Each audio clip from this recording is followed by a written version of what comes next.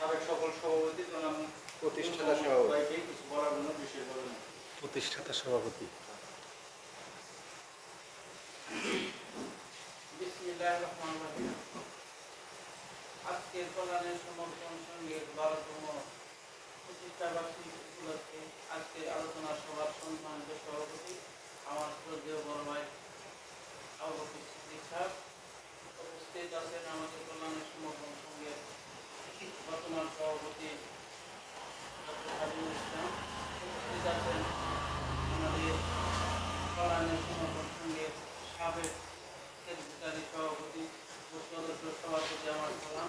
আসসালামু আলাইকুম। আজকের আলোচনার বিষয় একটা কথা বলেই আমি শেষ করব।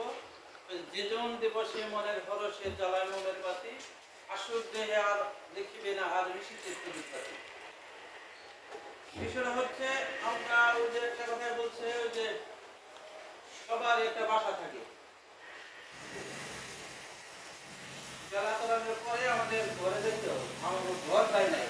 আমি ব্যক্তিগত হিসেবে ইনশাআল্লাহ হয়ে যাবে। আমরা এই ঘর নিয়ে অনেক আলোচনা সমালোচনা হয়েছে। আমরা ব্যর্থতা, আমাদের হিংসার প্রতিহিংসার কারণে আমাদের ঘর ফেলে। আমি এখন বর্তমান প্রেক্ষাপট একটু ভিন্ন ভিন্ন জায়গায় থেকে এখনকার কল্যাণের সমর্পণ সঙ্গের বাজার ঘর উঠানো যাবে। তার কারণ হচ্ছে এখানে ক্লাবের ঘর হচ্ছে, একটা মাছের সুদ ব্যবসা করে তাদের ঘর আছে। আমরা কল্যাণের সমর্পণ সঙ্গে আমরা মানুষের কল্যাণের কাজ করি, আমাদের ঘর থাকবে না কেন? এটা আমার প্রশ্ন বর্তমান পরিচালনা কমিটির সম্মানিত সদস্যদের। বিষয়টা আশা করি যে এই কল্যাণের সমর্পণ সঙ্গে যেন এই পদটা অতি তাড়াতাড়ি হয়। এখানে আমাদের অ্যাডভোকেট মনির ভাই বলছেন যে একটু সবুর করতে হবে। সব কামই সবুর হয় না, সবুর করতে হতে শেষ। আজকে আমরা 13 সাল থেকে আচ্ছা ঘরের জন্য আমরা অনেক পরিশ্রম করছি, ঘর দেওয়ার জন্য অনেক চেষ্টা করছি এবং দিছিও হেন্দি আমাকে উঠে আনতে।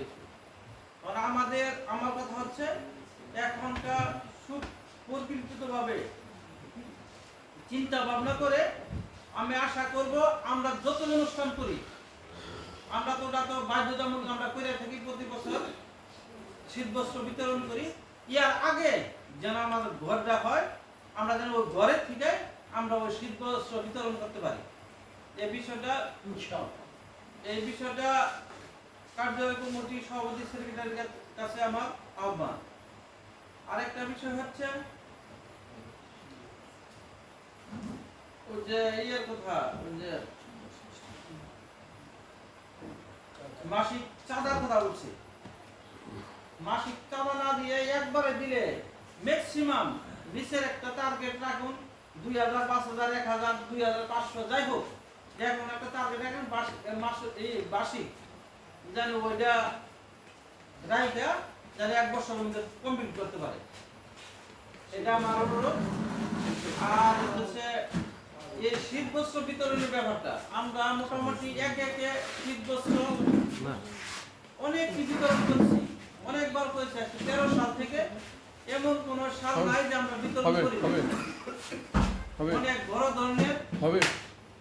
ধরনের শীতবস্ত্র বিতরণ করেছি। আমার কথা হলো এখানে আমাদের শিক্ষক ইঞ্জিনিয়ার ইলিয়াস সাহেব কেবল আমাদের এলাকায় মরিচা একটা মাদ্রাসা আছে, আমার ওই এখানে একটা মাদ্রাসা আছে, তারপরে খালুয়াবাড়ি, কাকড়াজান। আমার মনে হয় এই শীতবস্ত্র চাইয়া দেওয়ার চাইয়া মানুষের, আমার মনে হয় এই বাচ্চাদের যদি শীতবস্ত্রই আর টাকায় যে কোনো একটা জিনিস করি, আমার মনে হয় এগুলো যেহেতু তারা নিরীহ ছাত্রছাত্রী, টাকার অভাবে তারা অনেক কষ্ট করে এবং টাকার কারণেও কাপড় চোপড় নিতে পারে না। আশা করব যে আমি নুরুল স্যারের সাথে একমত, এটা করলে হয় ভালো হবে। এবং আমরা প্রোগ্রামের দিন বিশেষ করে আমরা ওই কয়েকটা মাদ্রাসার শিক্ষকদের যেমন যাইয়া বলবো যে এই ঘটনা এই পরিস্থিতি করছি, আমি আশা করব তারা একমত প্রকাশ করবে এবং আইসা দিবে, এটা আমার হলো ওই নুরুল স্যারের সাথে আমি একমত। আর একটা বিষয় হচ্ছে, আর কি জানি